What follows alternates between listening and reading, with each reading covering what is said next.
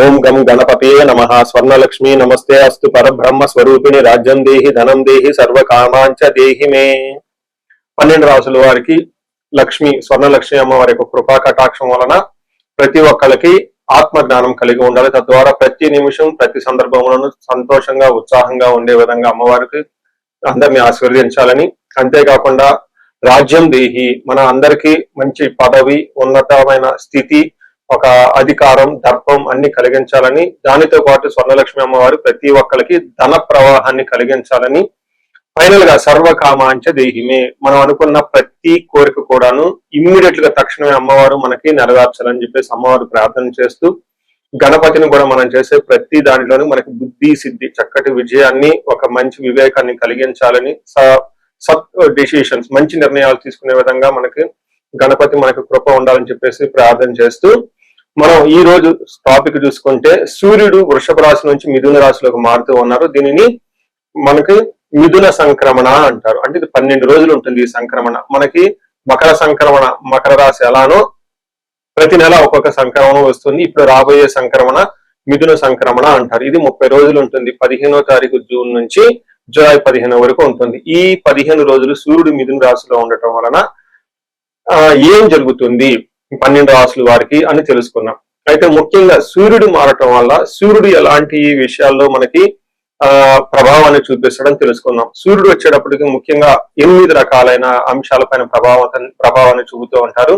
ఒకటి అందరూ బాగా గుర్తుపెట్టుకోవాల్సింది ఏంటంటే సూర్యుడు ఆత్మకారక అంటారు. అంటే మనకి సెల్ఫ్ కాన్ఫిడెన్స్, మనకి కావాలన్నా స్ట్రెంగ్త్, సోల్, ఆత్మబలం ఉండాలి కానీ సూర్యుడు చక్కగా ఉండాలి. కాబట్టి సూర్యుడు ఆత్మకారకుడు. అలానే రాజ్యకారకుడు, ఒక పదవి రావాలన్నా, గవర్నమెంట్ అథారిటీ, అడ్మినిస్ట్రేషన్ పవర్ వీటన్ని రావాలన్నా కానీ సూర్యుడు మనకి స్ట్రాంగ్ గా ఉండాలి.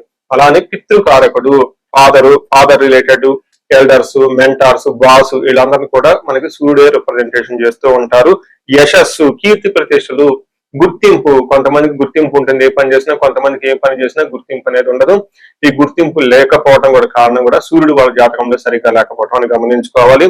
పదవి, అధికారం అంటే మీకు ఒక స్టేటస్, అంటే ఒక లేబుల్, మేనేజర్ నుంచి హైయర్ మేనేజర్, వైస్ ప్రెసిడెంట్ ఇలా ఒక్కొక్క లెవెల్ బై లెవెల్ ఎదుగుతూ ఉంటారు. అలాంటి పదవి, పొజిషన్ మీకు రావడానికి కూడా కారణం సూర్యుడు అని తెలుసుకోవాలి. అంతేకాకుండా అధికారం, పవర్, లీడర్షిప్, కమాండింగ్ పవర్, మీరు ఒక పని చెప్తే ఎదుటి వాళ్ళు చేయగల సామర్థ్యం అంతా కూడాను సూర్యుడు మెట్టే మీ జాతకంలో డిసైడ్ అవుతూ ఉంటుంది. తేజస్సు, ఆరోగ్యం, మంచి గ్లోరీ ఉంటుంది, మీకు ఎనర్జీ ఉండాలి, బ్రిలియన్స్, చాలా చక్కగా మీ ఫేస్ అంతా ఎప్పుడు కలగా ఉత్సాహంగా ఉండాలి, దానికి కూడా కారకుడు సూర్యుడు.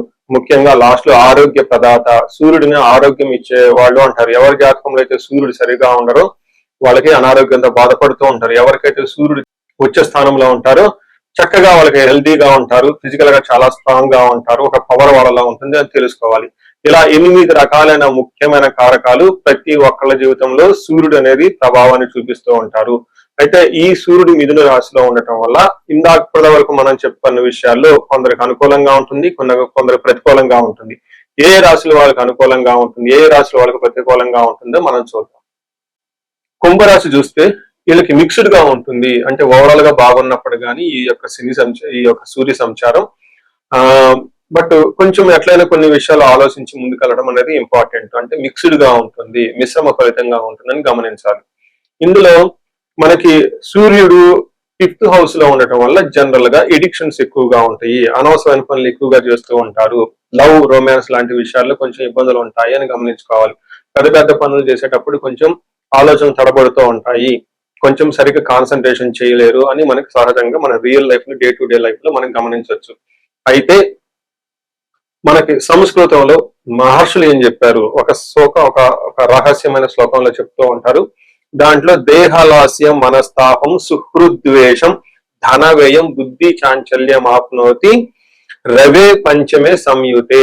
5వ స్థానంలో కనుక రవి ఉంటే ఏమవుతుంది, రవి పంచమే సంయుతే కలిసి ఉంటే ఏమవుతుంది, దేహలాస్యం, శారీరకంగా సోమర్తనంగా ఉంటారు.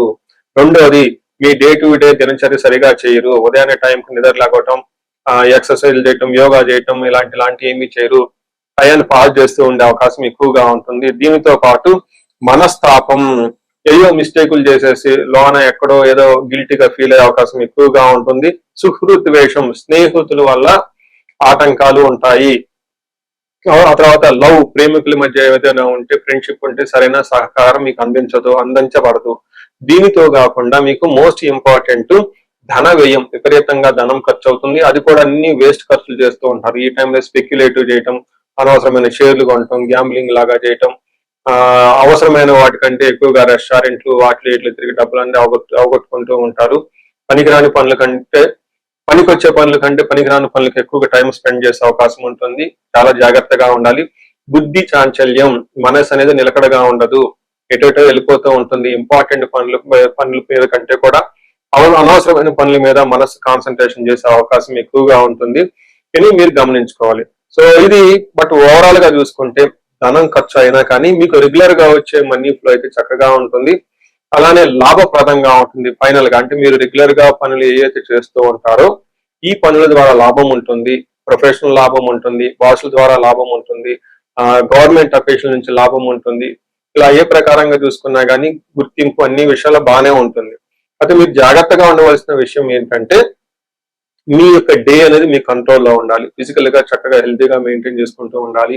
మీ యొక్క ప్రతిరోజు చేయవలసిన నిత్య కర్మలు, డైలీ యాక్టివిటీస్ పర్ఫెక్ట్ గా చేసుకొని అనవసరమైన విషయాల మీద మనసు ఫోకస్ పెట్టుకోకుండా ఉంటే చక్కగా ఈ మాసం అంతా మీకు కలిసి వచ్చే అవకాశం ఎక్కువగా ఉందని గమనించుకోవాలి.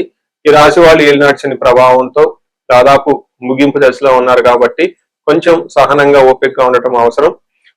గురువు ఏదైతే మారారో కొంచెం మీకు అనవసరమైన దుబారా ఖర్చును తీసుకొచ్చేసి అనుకోని విధంగా డబ్బులు పోగొట్టుకునే అవకాశం ఉంటుంది గురు ప్రభావం వల్ల. బట్ అయితే ఈ మంత్ కొంచెం మిక్స్డ్ గా ఉంటుందని గమనించుకోవాలి. మనం పరిహారాలు చూసుకుంటే సూర్యుడికి కొన్ని పరిహారాలు మీరు చేసుకునే పరిహారాలు కొన్ని ఉంటాయి. కొన్ని వచ్చేటప్పటికి బ్రాహ్మణ పండితులతో చేయించుకోవడం చాలా ముఖ్యం. కొన్ని క్షేత్ర దర్శనాలు కూడా చేసుకోవడం చాలా చాలా ఇంపార్టెంట్. ముందు ముఖ్యంగా మీవంతా సెల్ఫ్ రెమెడీస్ అంటారు, మీరంతా స్వయంగా చేసుకునే పరిహారాలు కొన్ని ఉంటాయి. అందులో ముఖ్యంగా చూసుకుంటే సూర్య నమస్కారాలు చేయడం చాలా ఇంపార్టెంట్. సూర్య అష్టకం చదవటము లేదా ఆదిత్య హృదయ స్తోత్రం చదవటం కూడా చాలా ఇంపార్టెంట్. ఎప్పుడైతే ఆదిత్య ఉదయ స్తోత్రము, హనుమాన్ కార్యసిద్ధి మంత్ర రెండు కలిపి చదువు కలిపితే ఇంకా చాలా మంచి రిజల్ట్ ఉంటుంది. సో ఇక్కడ ఆదిత్య హృదయ స్తోత్రంతో పాటు హనుమాన్ చాలీసా గాని, హనుమాన్ కార్యసిద్ధి మంత్రం గాని చదువుకుంటే ఇంకా చక్కటి మంచి రిజల్ట్ వస్తుంది. సో ఇవన్నీ మీరు చేసుకునే మీ వర్క్ మీరు చేసుకోవచ్చు. ఇంకా టెంపుల్స్ కి వెళ్ళేసి అక్కడ నవగ్రహాల చుట్టూ తిరిగి గోధుమలు కనుక దానం చేయగలిగితే, సద్బ్రాహ్మణులకి సత్పురుషులకి చేయగలిగితే ఇంకా మీకు చక్కటి మంచి రిజల్ట్ వస్తుందని గమనించుకోవాలి. సో అది మీ వరకు చేసుకోగలుగుతారు. మీ ద్వారా కాకుండా కొన్ని సమస్య తీవ్రంగా ఉంటే పండితుల్ని కలిసి లేదంటే మా ద్వారా అపాయింట్మెంట్ తీసుకొని జాతక చక్రం కూడా చేపించుకోవడం చాలా ఉత్తమం.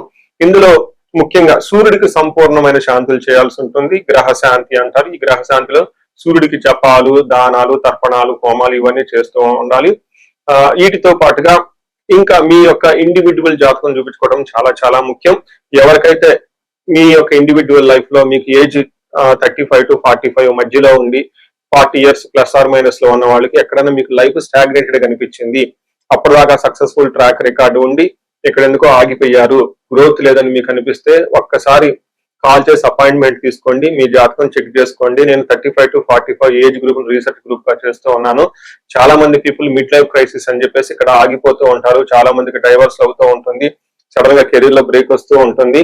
సో ఈ మిడ్ లైఫ్ క్రైసిస్ ని మన ఆస్ట్రాలజీ, వేదిక్ ఆస్ట్రాలజీ ఎలా డీల్ చేస్తుంది, దాంట్లో ఏమేమి ఉంటాయి అని చెప్పి తెలుసుకోవచ్చు.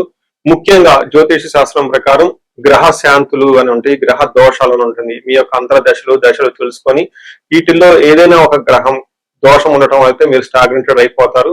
దాన్ని ఎలా బయటకు రావాలని పరిహారాలు తెలుసుకోవాలి. వీటితో పాటుగా మీకు ఏమైనా శాపాలు ఉంటే, పితృశాపం, కాలసర్ప దోషము, ఇలా మాతృశాపం, స్త్రీ శాపం, ఏమైనా యాక్టివ్ గా శాపాలు ఉన్నాయా, ఈ శాపాలు ఉండటం వల్ల కూడాను మీరు లైఫ్ లో గ్రోత్ లేకుండా ఆగిపోయే అవకాశం ఉంటుంది. సో ఎవరికైనా సరే ఎలాంటి ప్రాబ్లం ఉన్నా, ధనానికి ఇబ్బంది పడిపోతూ ఉంటే స్వర్ణలక్ష్మి విశేష హోమం చేయించుకోండి. మీకు వీసా స్టాంపింగ్, H1B, లైక్ ఎక్కడన్నా ఏమంటారు ఉద్యోగంలో ఎక్కడన్నా బ్రేక్లు వచ్చి ఆగిపోతూ ఉన్నా, లేదంటే ఫైనల్ రౌండ్ దాకా వచ్చి మధ్యలో ఎక్కడన్నా ఆగిపోయినా కానీ మీకు ఇలాంటి వాళ్ళకు కూడాను మన్యు పాశుపత అభిషేకము, రుద్రాభిషేకం చూపించుకోవడం చాలా చాలా ఇంపార్టెంట్. భార్యాభర్తల మధ్య గొడవలకు అన్యోన్య దాంపత్య పాశుపతం చూపించుకోవడం. ఎవరికైనా సర్పాలు, కాలసర్ప దోషాలు, మహాకాలసర్ప దోషాలు అంటే కాలసర్ప దోష నివారణ పూజలు, పితృదోష నివారణ పూజలు మీ యొక్క జాతకం చూసుకొని ఇవన్నీ చేసుకోవటం వల్ల జీవితంలో 10 రెట్లు ఖచ్చితంగా వెళ్ళే అవకాశం ఎక్కువగా ఉంటుందని గమనించుకోవాలి. మీ అందరికి అష్టైశ్వర్యాలు కలగాలని, భోగభాగ్యాలు కలగాలని చెప్పేసి కోరుకుంటున్నాను. నమస్తే.